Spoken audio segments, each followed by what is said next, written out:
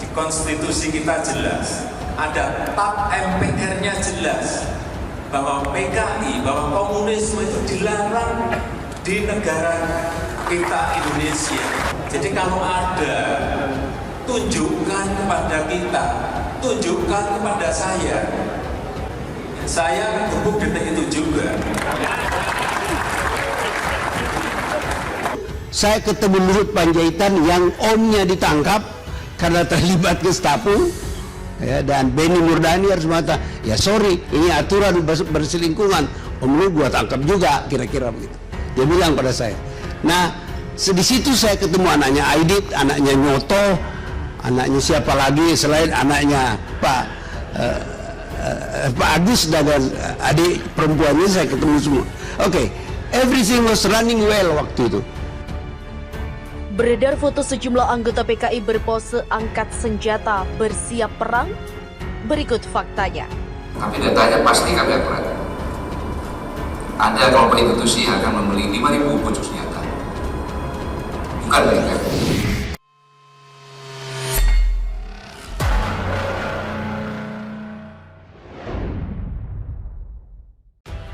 Beredar foto sejumlah anggota PKI berpose angkat senjata bersiap perang. Berikut faktanya.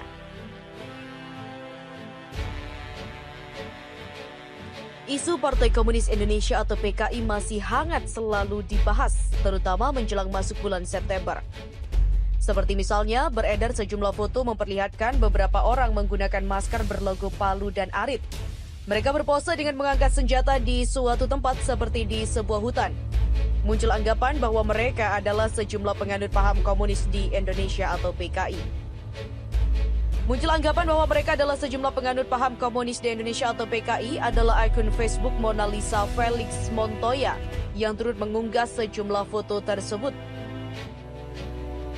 Dia mengatakan bahwa mereka itu ikut-ikutan apa karena memang tidak paham sejarahnya atau apa memang anak cucunya para PKI. Begitulah tulis akun Mona Lisa Felix Montoya pada Minggu 31 Mei kemarin. Unggahan ini ramai direspon warganet, terdiri dari 527 emoticon, 104 komentar, dan 259 kali dibagikan. Berikut adalah jumlah komentar yang muncul. Aparat keamanan menang-menang baik. Begitulah tulis akun Facebook Meti Sukmawati pada Minggu kemarin. Makanya habisi PKI dari induk sampai keturunannya daripada akhirnya bersemi kembali. Itulah tanggapan dari Susan Tondari. Sementara, akun Olit Roses pada Minggu 31 Mei menuliskan, mereka sudah berani menampakkan diri, berarti mereka sudah siap.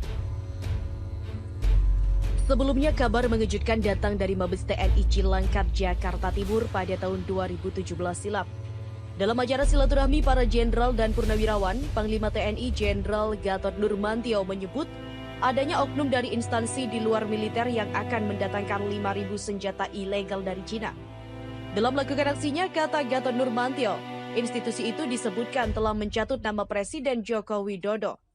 Dia menyebut ada jenderal nakal yang berusaha membantu mendatangkan senjata ilegal, oleh karena itu pihaknya pun siap melakukan pengawasan. Data intelijen dari pihaknya adalah akurat, sebut Gatot pada Jumat 22 September 2017 lalu. Menanggapi kabar tak sedap itu, Menko Polhukam Wiranto langsung memberikan penjelasan di kantor Kemenko Polhukam Jakarta pada Minggu 24 September 2017.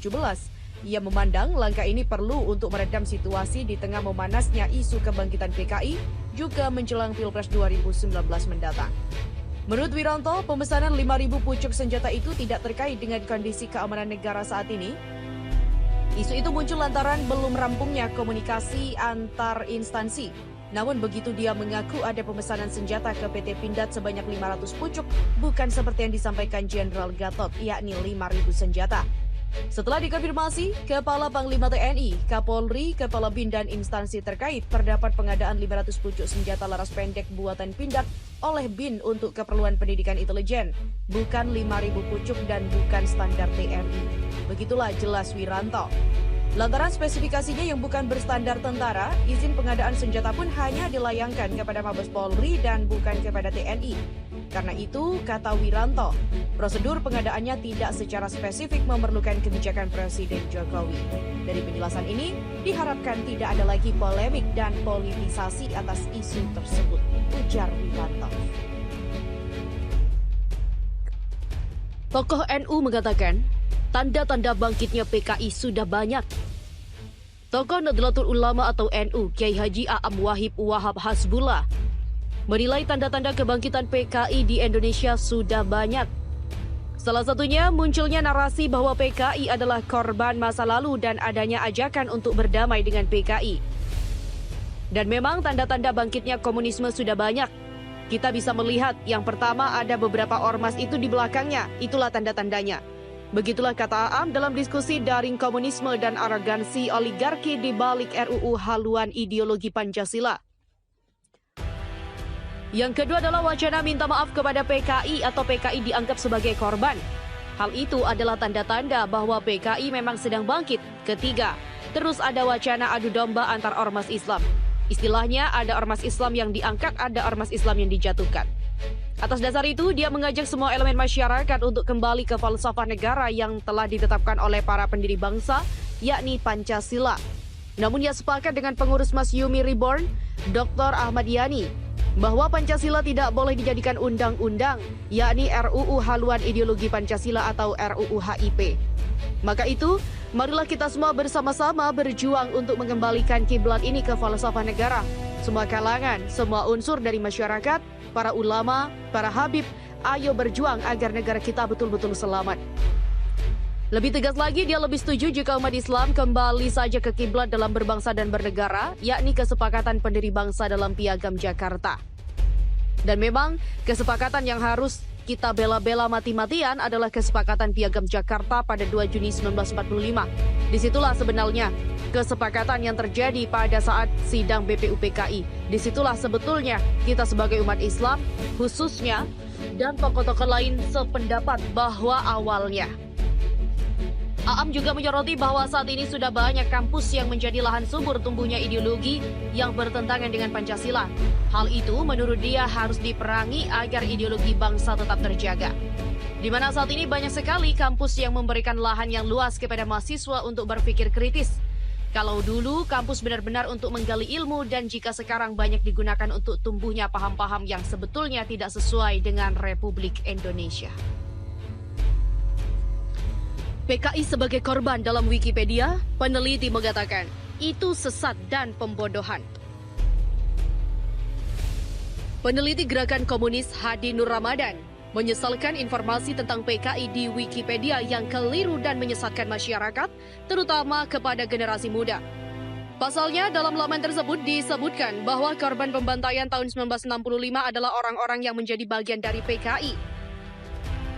Dia sangat menyesalkan situs Wikipedia sebagai sumber informasi dan pengetahuan yang banyak dirujuk masyarakat malah seperti itu. Pihaknya juga melihat nuansa politis dan keberpihakan sangat jelas serta pembodohan ke masyarakat. Demikian kata Hadi. Direktur Yayasan Tamadun ini menuturkan, jika informasi tersebut tidak dirubah, maka Wikipedia telah melakukan pembodohan kepada masyarakat. Wikipedia harus kembali kepada situs yang menyampaikan informasi dengan baik dan benar. Dia juga meminta kepada Wikipedia meralat tulisan tersebut agar berimbang, sebab jika PKI disebut korban, maka sangat biasa. Jika berbicara korban, umat Islam jugalah korban. NU, Muhammadiyah, aktivis PII, yaitu pelajar Islam Indonesia juga menjadi korban. Bahkan mereka bukan hanya melakukan kudeta di tahun 1965, tetapi juga di tahun 1948, 3 tahun setelah kemerdekaan. Kala itu masyarakat Indonesia sedang gencar-gencarnya melakukan perlawanan agresi Belanda, namun ditikam dari belakang oleh PKI dengan cara melakukan kudeta dan pembantaian.